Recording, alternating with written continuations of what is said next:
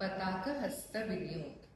नाट्यारम्भे वारिवाहे वने वस्तुनिषेधने कूचस्थले निशायां च नद्याम् अमरमण्डले तुरङ्गके खण्डने वायौ शयने गमनोद्यमे प्रतापे च प्रसादे च चन्द्रिकायां घनातपे कवाटपाटने सप्तविभक्त्यर्थे तरङ्गके वीथि प्रवेशभावेऽपि समत्वे च अङ्गरागके आत्मार्थे शपथे चापि तूष्णीं भावनिदर्शने